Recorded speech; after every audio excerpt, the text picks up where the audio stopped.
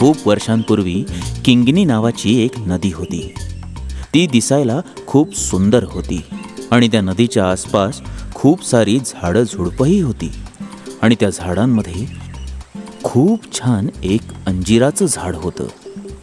त्या झाडावर खूप सारे अंजीर लटकलेले होते आणि त्या झाडावर 2 मित्र राहत होते, माकड आणि खार. हे पिकलेलं माझं आहे. हां, हेच आहे, तू घेऊन घे. वा, हे अंजीर किती गोड वस्तू आहे. हे अंजीर किती गोड आहे. मलाही एक मिळालं. मजा आली. खरं सांगायचं तर अंजिराच्या चवीमुळेच मी यांना खूप खाल्लंय.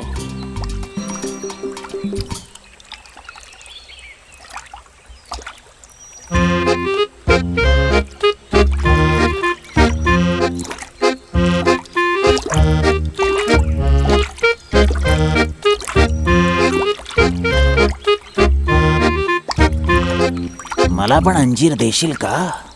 खूप भूक लागली आहे मला. हे मगर फळ खातं का? का मगर फळ नाही खाऊ शकत?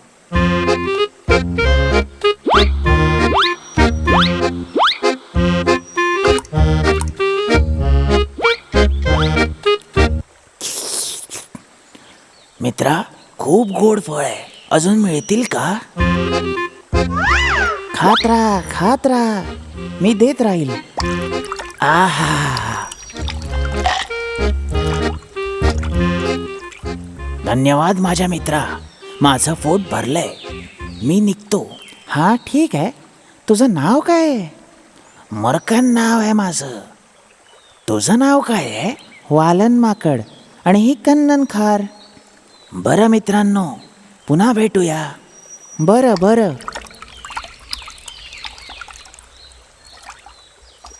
मगर? ओ, काय तू त्याला ओळखतोस? काय तो मैत्री करता योग्य आहे? असं कोण म्हणालं? बिचारा मगर. बिचारा, ती एक मगर आहे जी संधी मिळताच प्राण्यांना खाऊन टाकते. कळलं तुला?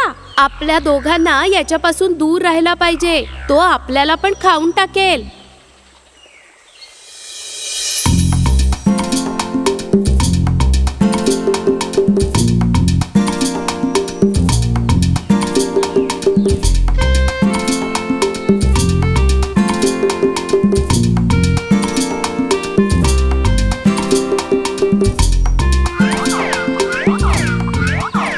अरे वा, या तलावाच्या जवळ डोंगराच्या उतारावर मस्त पिकलेली केळी आहेत. तू पाहिलीस का? पण कुठे? त्या डोंगराच्या उतारावर. चल तिकडे जाऊ. ओ नाही, मी नाही येणार. तू जा आणि खा. मी तुला घ्यायला आली आहे आणि तू आहेस की? नाही, तू जा. मी माझ्या मित्राची वाट बघतोय. तो कदाचित ती मगर असेल. हां, तर काय झालं? जेव्हा तुला नवीन मित्र मिळाला तेव्हा तू या जुन्या मित्राला सोडून दिलंस. खरंय ना? नाही, अशी गोष्ट नाही आहे. ठीक आहे, मी जातेय. किंगनी नदीच्या दुसऱ्या भागात एक मगर राहत होती. त्याचं नाव मुर्कन होतं. त्याने अंजीर चाखून ठेवलं होतं. त्याला अंजीर खूप आवडायचं. तो अंजीर खायला रोज पोहून येत होता. हा मगर कुठे राहिला? मी कधीपर्यंत त्याची वाट बघू?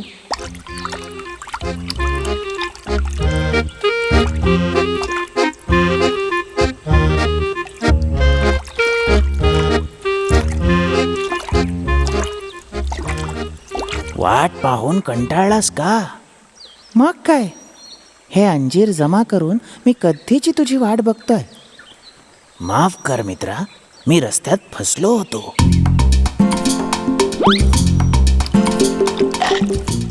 मित्रा, काय चव आहे. खा, अजून देतो.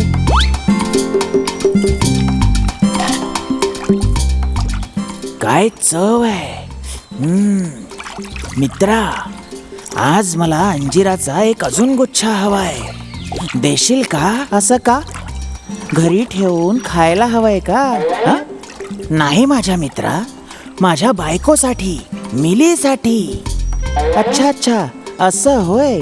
मग एक कशाला? 2 गुच्छे देतो, आत्ता घेऊन जा. खूप खूप धन्यवाद माझ्या मित्रा. वालन माकडाने अंजिराचे 2 गुच्छे तोडून मगरीला दिले.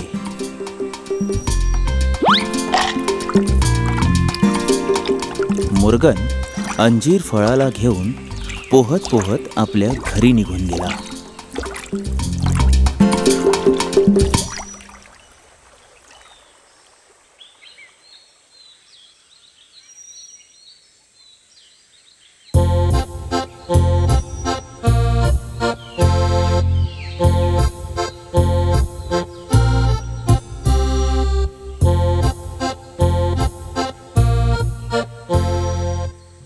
मिली, हे बघ, तुझ्यासाठी मी काय घेऊन आलोय. अंजिराचा गुच्छा. खायचा प्रयत्न कर. ही फळं तर खूप चविष्ट आहेत, हो ना? मला माझ्या एका मित्राने दिलंय. वालन वालन माकड, जो नेहमी अंजीर खातो. हा, जर ही फळं इतकी चविष्ट आहे तर जो बंदर ही रोज खातो त्याचं काळीज किती चविष्ट असेल. ते तर इतकं चविष्ट असेल जसं की मध.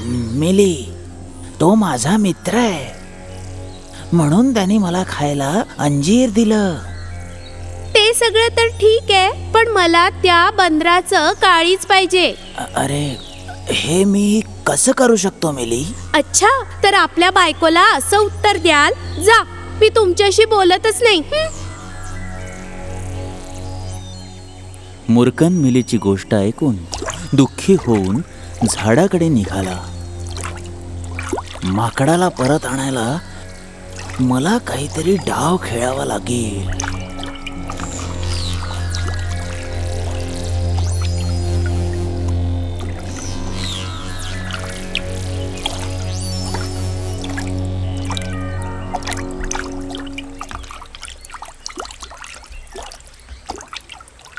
मित्रा, वालन.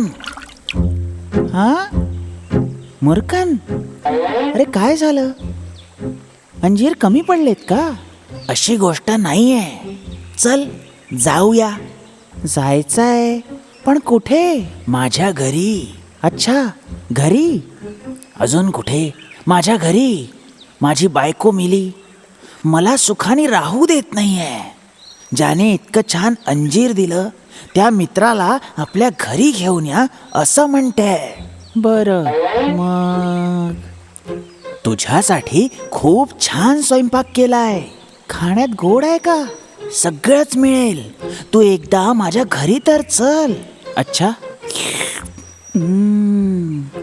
अरे, पण जायचं कसं?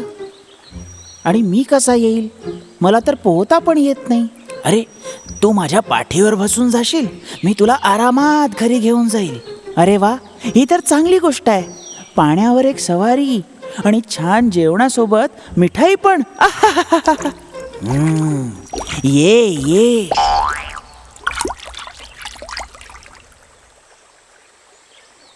नंतर मुर्कनने वालन माकडाला आपल्या पाठीवर बसवलं आणि आनंदाने घराकडे निघाला. जेव्हा मुर्कन नदीच्या मध्यात पोहोचला तेव्हा त्याने वालनला आपल्या मनातली गोष्ट सांगितली. ऐक वालन, तुला आज जेवायला नाही मिळणार आहे. आज तूच आमचं जेवण आहे. अरे, ही काय गोष्ट आहे मगरा? तुला जेवायला घेऊन जात नाहीये मी. तर मग? माझी बायको मिलीला तुझं हृदय हवंय म्हणून घेऊन जातोय मी तुला. ती एक मगर आहे जी संधी मिळताच प्राण्यांना खाऊन टाकते, कळलं तुला? तो आपल्याला पण खाऊन टाकेल. अरे नाही, तू आधी तर हे सांगितलंच नाहीस. अच्छा ऐक, मी इतके सारे अंजीर तोडले ते तुझी बायको मिलीला भेट देण्यासाठी. वालनला शंका आली की काहीतरी घोळ आहे आणि त्यांनी मगरीला म्हटलं, मी माझं हृदय मगरीच्या बायकोला द्यायला तयार आहे, पण काय, माझं हृदय कोणी घेऊ नये म्हणून मी ते अंजिराच्या झाडाच्या वर ठेवलंय, आणि तेही एका भांड्यात. जर तू मला पहिलेच सांगितलं असतं तर मी घेऊन आलो असतो. मग आता काय करायचं आपण? काय करायचं? चल परत जाऊन त्याला घेऊन येऊ.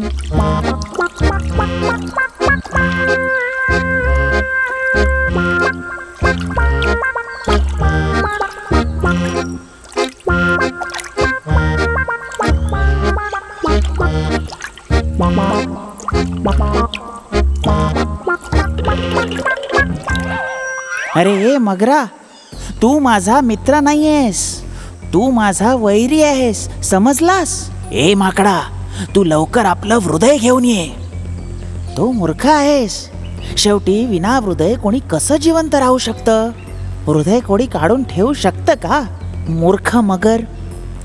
अरे मित्रा, तुला कळत नाहीये का? आता काही बोलायची गरज नाही. यानंतर इथे कधीही येऊ नकोस.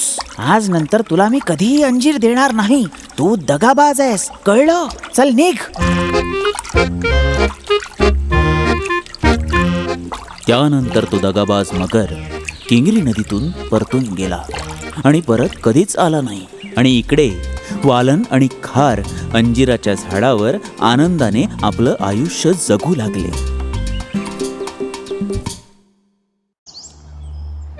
थलवा चुपारा गाववाल्यांना शहरात पोहोचण्याकरता जंगलाच्या मार्गे खूप वेळ चालावं लागे. त्या रस्त्यावर 2 चोर लोकांना लुटायचे.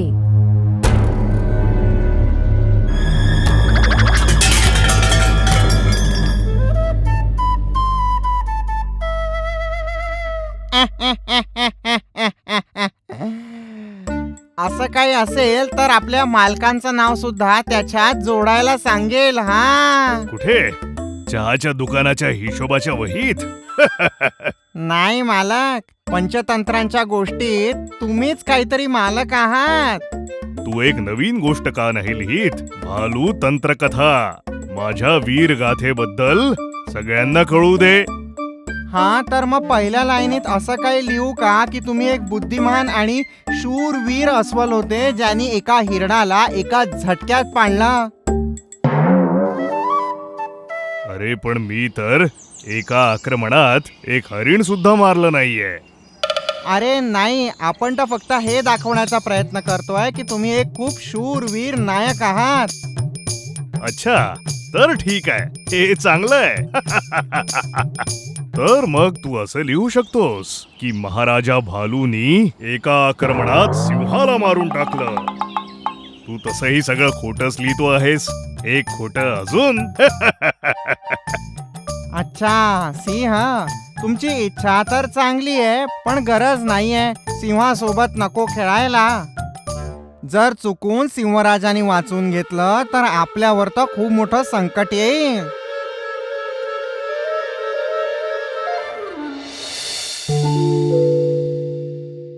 ते बघ, कोणीतरी येतंय. अरे मालक, आपण तर इथेच थांबू. या, त्याच्याकडून सगळं ओरबाडून घेऊ.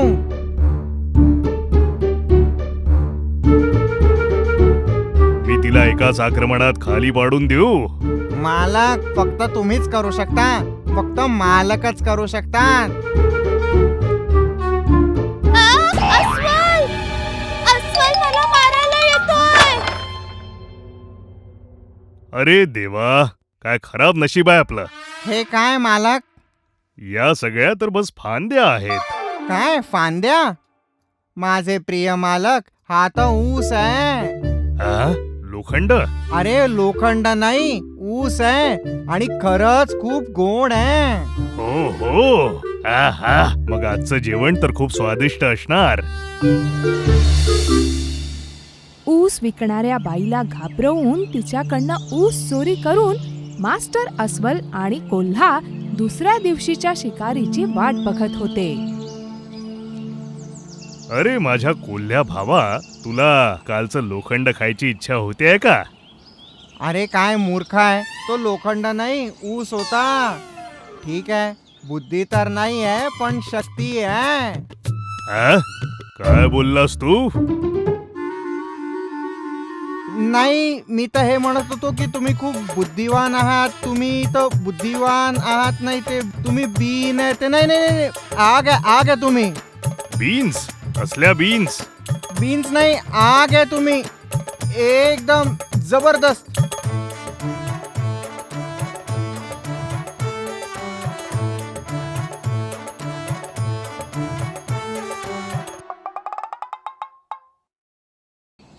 ते बघ, कोणीतरी येत आहे. मालक, हात उडी मारा. हात उडी मारू? मला माझे हात पाय नाही तोडायचे.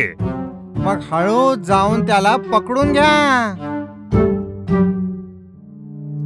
ओहो, लोक तर सांगतात की इथले प्राणी रस्त्यात खूप त्रास देतात.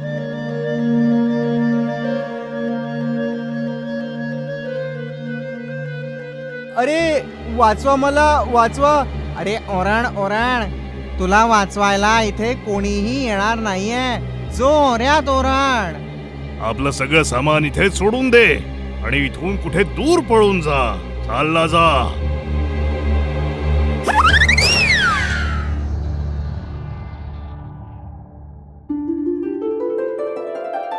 या जंगली मधाचा सुगंध कुठून येतो आहे? मालक, मला तर असं वाटतंय की या भांड्यातनं येत आहे. हा, मी बघतो. वा, चविष्ट मध. हा, चविष्ट मध. हा, चविष्ट मध. चविष्ट चविष्ट चविष्ट मध. हाय हाय हाय. मालक, मला पण थोडं द्या ना.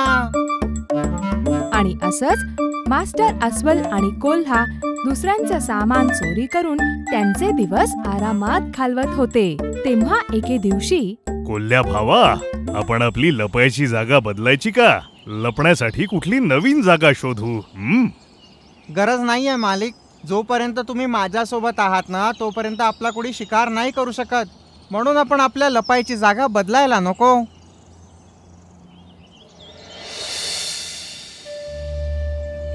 कोल्ह्या भावा, तू बघितलंस? तिकडे बघ, कोणीतरी काहीतरी घेऊन इथेच येत आहे.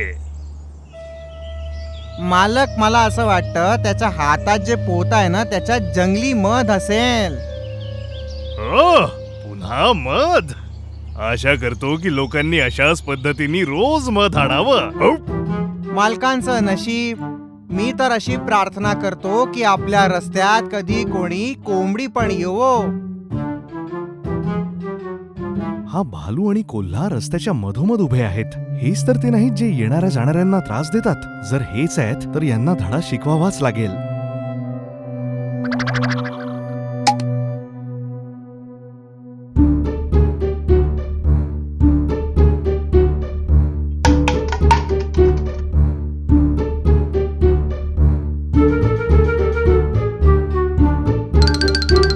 पहा, तो पळाला. मला तर असं वाटतंय पळता पळता त्याच्या हातातून काहीतरी पडलंय. या लवकर, पाहूयात काय ते.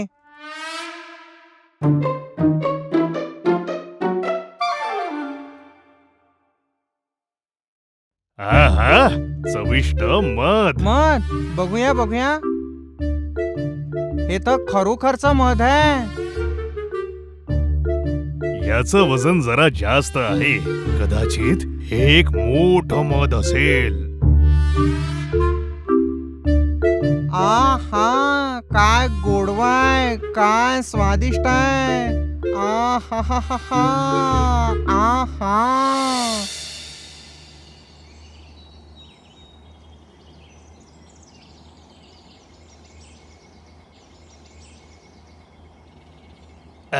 हे तर चिकटलं. हे मध आहे की गोंद आहे?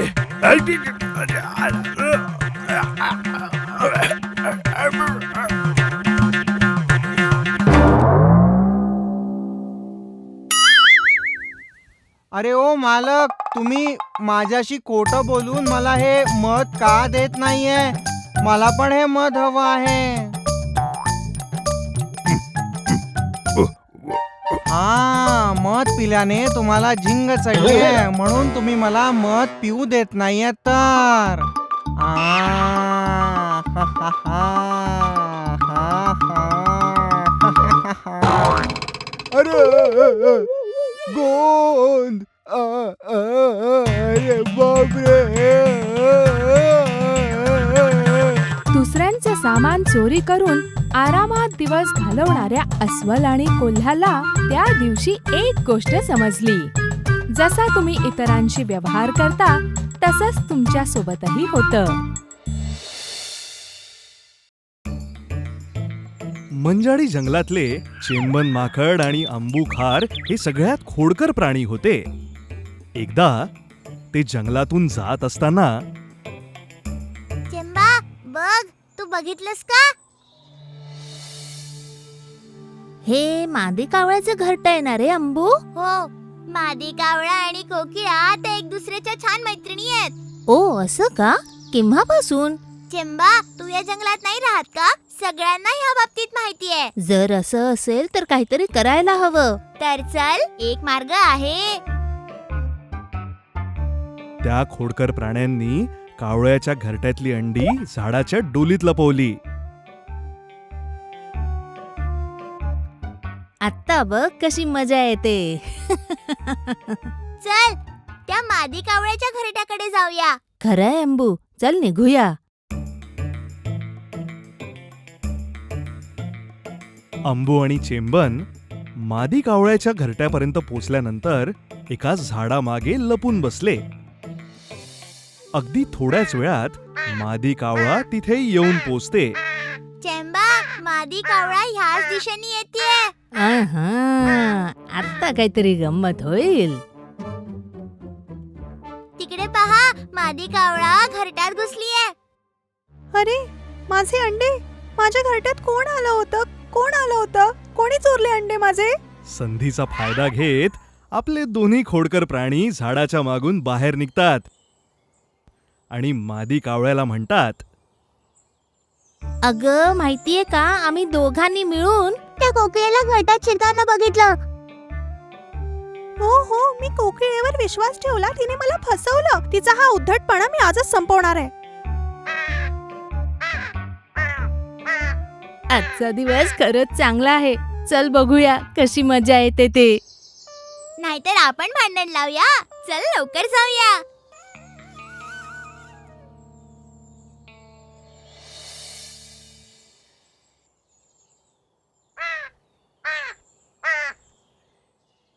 काय ग, तू रागात दिसतीयेस. तू माझे अंडे चोरल्यावर भोळेपणाचं नाटक करते. चल माझी अंडी लवकर दे. अंडी चोरली? मी? हो, ती तूच आहे. तुला तर माहितीये ना, आम्ही तर घरटी बांधतच नाही. उलट तुमच्याच घरट्यात नेहमी अंडी देतो. काही खोटं नाही. तूच आहे जिने माझे अंडे चोरले. अरे अरे चेंबा, त्या लोकांनी भांडण सुरू केलं. अशा प्रकारे चेंबन आणि अंबूमुळे कोकिळा आणि मादी कावळा पुन्हा शत्रू झाले. तसंच एक दिवस चेंबन आणि अंबू नदी ओलांडून पलीकडच्या गावी गेले. कावळा आणि कोकिळेत झालं भांडण. मज्जा आली कशी मजा आली. कावळा आणि कोकिळेत झालं भांडण. मज्जा आली कशी मजा आली. मज्जा आली. अरे बघ, आपण गावात पोहोचलो.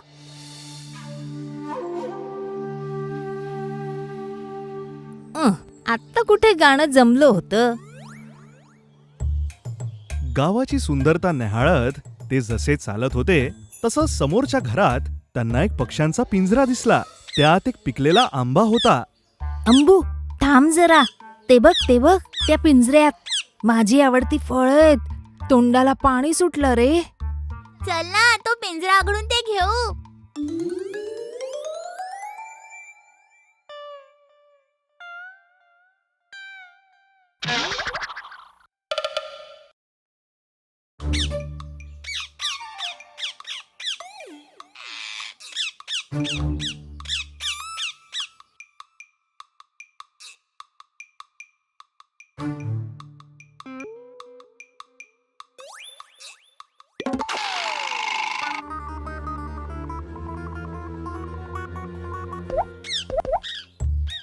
चेंबनच्या मदतीने स्वतंत्र झालेले पोपट चेंबन आणि अंबूच्या मागे मागे उडत गेले.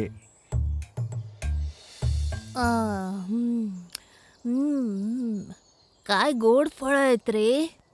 अरे चेंबा, चल ना लवकर जंगलात जाऊया. मला थोडी भीती वाटते. कशासाठी? मला नाही माहिती. हे आपलं जंगल नाहीये ना. जर आपण आपल्या करामाती इथे गावात खेळलो तर आपण पकडले जाऊया. गाव असो वा जंगल, माझ्यासाठी सगळं सारखंच आहे. असं नाहीये चेंबा. जंगल आपलं घर आहे. तिथे आपल्याला स्वातंत्र्य आहे. तिथे आपल्याला कोणी कोणी त्रास नाही देणार. पण गाव, घाबरू नकोस रे, जाऊ आपण.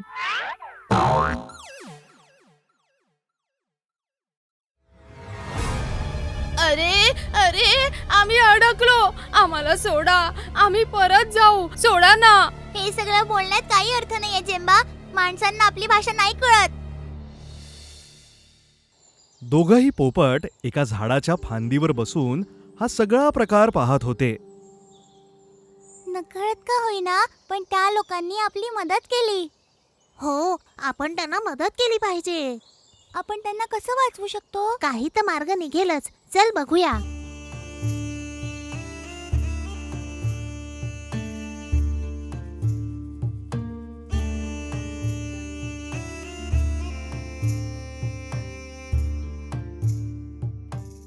मादी कावळा, आमची मदत कर. आमचे मित्र खूप मोठ्या संकटात सापडले. आमची मदत कर. तुम्ही सगळे कोण आहात आणि काय झालंय? एका माणसाने आमचे मित्र माकड आणि खारीला पिंजऱ्यात पकडलं आहे. आमची मदत करा. तुम्ही काळजी करू नका, आपण त्यांना वाचवू. ते कुठल्या दिशेने गेले आहे? आमच्या मागे मागे या.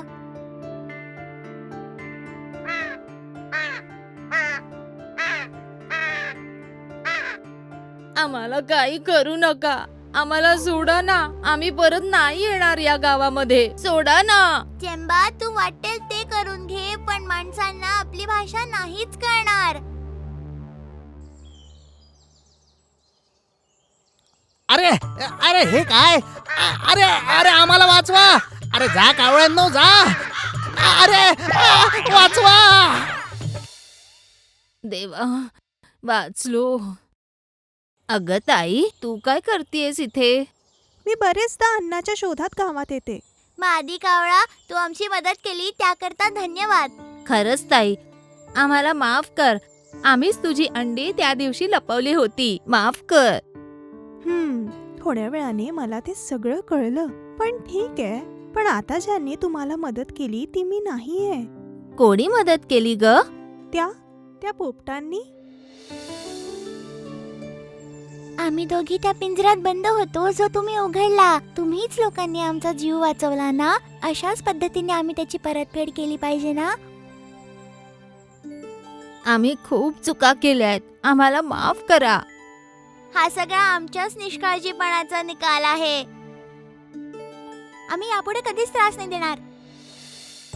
अशा प्रकारे मादी कावळा आणि पोपटांना धन्यवाद देत चेंबन आणि अंबू जंगलात परत आले. परत येताना चेंबन चोरलेली टोपी परत करायला अजिबात विसरला नाही.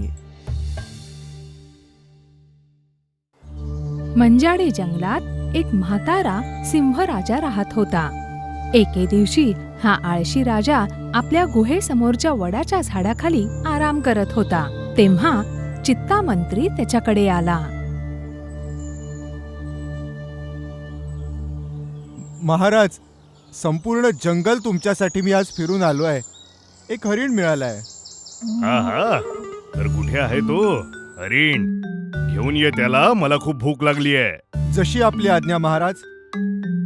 महाराज, मला असं वाटतं की तुमची तब्येत आता हळूहळू ढासळते. हो मंत्री, आज पूर्ण दिवस मी बस हाच विचार करत होतो.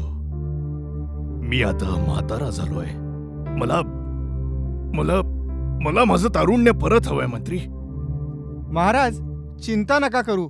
माझ्याकडे एक असा वैद्य आहे ना, जो तुमच्या या त्रासाला दूर करेल आणि परत तुम्हाला तरुण करण्यासाठी मदत सुद्धा करेल. मी त्याला माझ्या सोबत घेऊन येतो. हो, खरंच असं होईल? मग त्याला लवकर घेऊन या. मला डरकाळी फोडून आता खूप वर्ष झाली आहेत. ठीक आहे, मी त्याला लगेच घेऊन येतो महाराज. मी या म्हाताऱ्या सिंहासाठी काम करून थकलोय बाबा. हा फक्त हरणाचंच मांस खातो. आता याचं तारुण्य मला वापस आणावंच लागेल, तरच मला आराम मिळेल. असं बोलत बोलत चित्ता वैद्य कोल्ह्याच्या दवाखान्याकडे गेला.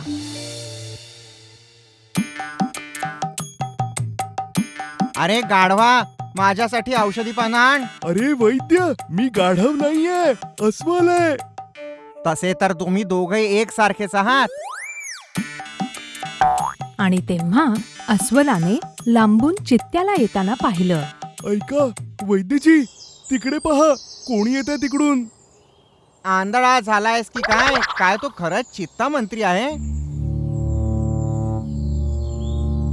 आमच्या राज्याच्या मंत्र्याला इथे येण्याची काय गरज पडली? नमस्कार वैद्यजी. आता काय बोलणार? मी खूप मोठ्या समस्येत अडकलोय हो. अच्छा, तर काय झालंय नक्की? आता तुम्हाला तर माहिती आहे की सिंहराजा म्हातारा झालाय. हो माहिती आहे. वैद्यजी, मी या औषधी पानांचं काय करू? त्याला बारीक कर आणि आपल्या चेहऱ्यावर लाव. अरे मूर्ख गाढवा, हो बाजूला. वैद्यजी, सिंहराजा खूपच अकडू आहे. त्याला फक्त हरणाचंच मांस खायचं असतं आणि हरणाला शोधून शोधून तर मी थकून गेलोय. अरे हे काय? तुमचं काय म्हणणं आहे? मी काय मदत करू शकतो? अरे वैद्यजी, मी तर फक्त यासाठीच इकडे आलो होतो की त्यांना तरुण ठेवण्यासाठी तुम्ही काहीतरी औषध देऊ शकाल म्हणून. अरे बाप रे, ही युक्ती तर माझं जीवन संकटात टाकेल. अरे असं थोडी आहे, मी सिंहराजाला सोडून थोडी जाणार आहे. मी तर फक्त त्यांच्यासाठी काम करून थकलोय. तुम्ही तर मला वाचवायला हवं वैद्यजी. चित्त्याची परिस्थिती लक्षात घेता कोल्ह्याने स्वतःच्या स्वार्थासाठी एक युक्ती लढवली. तू आता इथून अगदी शांतपणे जा. मी सिंहराजाला बघ कसा तरुण बनवतो. इतकं पुरेसं आहे ना? हो, धन्यवाद वैद्यजी. वैद्यजी, याच्यामुळे तर आग होतीये. हे काय केलंस? त्या औषधी पानांचं वाटण करून तू तुझ्या चेहऱ्यावर लावलंस? तुम्हीच तर बोलला होतात. अरे देवा, चल आता लवकर, आपल्याला सिंहराजाकडे जायचंय. चित्ता आणि सिंह वैद्य कोल्ह्याची उतावीळपणे वाट बघत होते. मंत्री, वैद्य कुठे आहे? थोडी वाट बघूया महाराज. वैद्यजी बस औषध घेऊन येतीलच.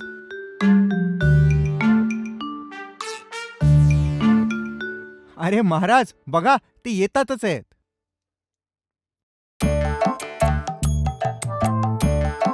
नमस्कार राजा साहेब.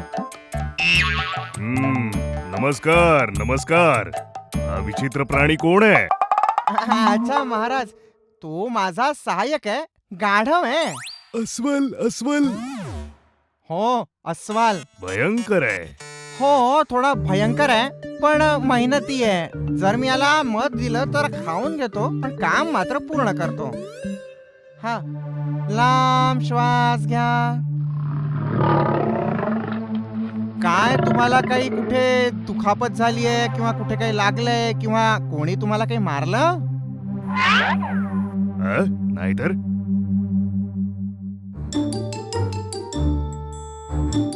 अरे नाही, तुमचे डोळे अगदी अशक्त दिसतायत. खरंच? हा, घाबरू नका. याचं औषध माझ्याकडे आहे.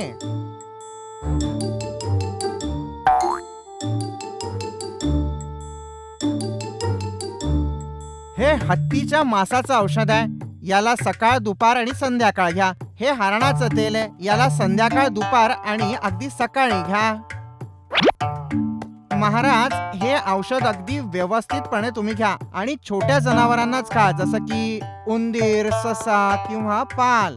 आणि हो, तुम्ही स्वतःचं शिकार स्वतःच करा बरं का. त्याशिवाय या औषधांचा परिणाम तुमच्यावर होणार नाही. जर मी व्यवस्थित या सगळ्या गोष्टींना पाळलं तर मी पुन्हा तरुण होईन ना? हो, अगदी बरे व्हाल तुम्ही. कोल्ह्याचं बोलणं ऐकून सिंह खूप आनंदी झाला. आपण तरुण होणार हा विचार करून सिंहाने वैद्याला खूप बक्षिसं दिली. जाता जाता कोल्हा म्हणाला, हा महाराज, अजून एक गोष्ट लक्षात ठेवा की तुम्ही जे काही शिकार कराल त्यापैकी अर्धी शिकार ही एखाद्या म्हाताऱ्या जनावराला द्यावी लागेल. आणि तो म्हातारा जनावर मंदारम पर्वतावर एका वडाच्या झाडाखाली बसलेला असेल. मग काय तिथे असं कोणी असेल? हो, अगदी तो तुम्हाला तिथेच सापडेल. आणि हो, जर तुम्ही अर्धी शिकार त्याला दिली तरच त्या औषधांचा परिणाम होईल. वैद्य कोल्ह्याच्या बोलण्यावर विश्वास ठेवून सिंहाने स्वतःच्या थकव्याकडे दुर्लक्ष करून छोट्या प्राण्यांची शिकार करायला सुरुवात केली.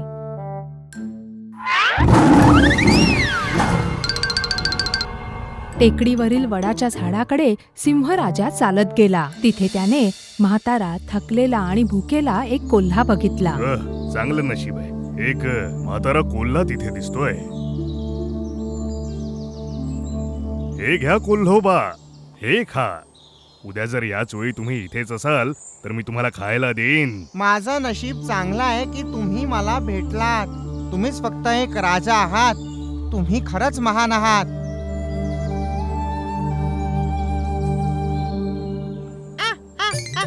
मूर्ख राजा, जर रोज असंच झालं तर माझ्यासाठी तर बरंच आहे ना. असा विचार करत सिंह आनंदात परत आला आणि हीच त्याची सवय बनली.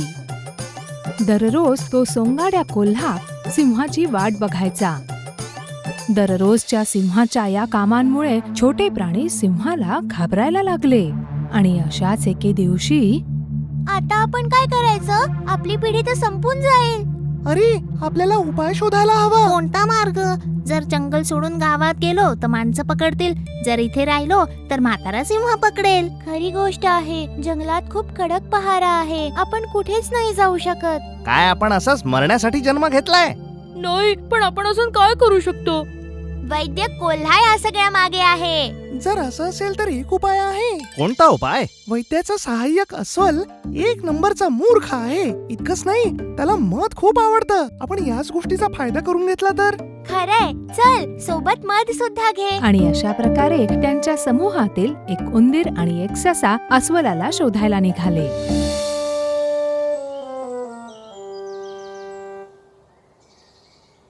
ए अस्वल दादा,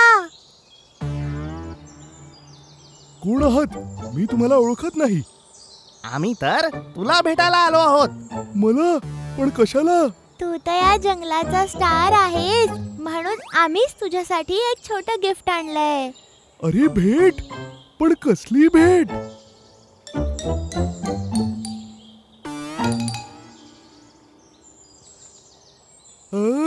मध.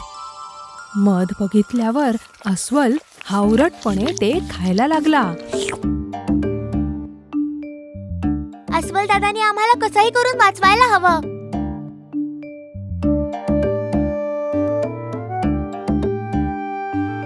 हो हो, तर सगळी गोष्ट ही अशी आहे. जर तू आमची थोडी मदत केलीस दादा, तर आम्ही तुझ्यासाठी अजून मध आणू. तर मग मी तुमची नक्कीच मदत करीन. चला, आपण सगळे मिळून सिंहराजाला सगळं सांगून देऊ. अस्वल, ससे आणि उंदीर खरं तर घाबरले होते, पण तरी त्यांनी सिंहाला सगळं सांगितलं. सिंहराजा, तुम्ही तर मूर्ख आहात. काय म्हणालास तू? अरे, त्याचा अर्थ आहे त्या खोटारड्या कोल्ह्याच्या बोलण्यात येऊन तुम्ही स्वतः मूर्ख बनताय. हे खरंच आहे सिंहराज. जर तुम्हाला खोटं वाटत असेल तर आम्ही सिद्ध करू शकतो. जर तुम्हाला हवं असेल तर त्या मदरामण पर्वतावर वडाच्या झाडाखाली त्या म्हाताऱ्या कोल्ह्याजवळ आम्हाला सुपूर्द करा आणि तुम्हीच बघा. तो म्हातारा कोल्हा नाही, वैद्य कोल्हा आहे ज्याने तुम्हाला फसवलं आहे. त्यांनी सांगितल्याप्रमाणे सिंहाने उंदीर आणि सशांना म्हाताऱ्या कोल्ह्याकडे सोपवलं. आणि मग त्याने कोल्ह्याच्या हालचाली बघितल्या. तुमचा मूर्खपणा आणि माझी हुशारी याचमुळे तर मी अजिबात मेहनत न करता रोज जेवण करतो. हा, चला सुरू करायचं का आता?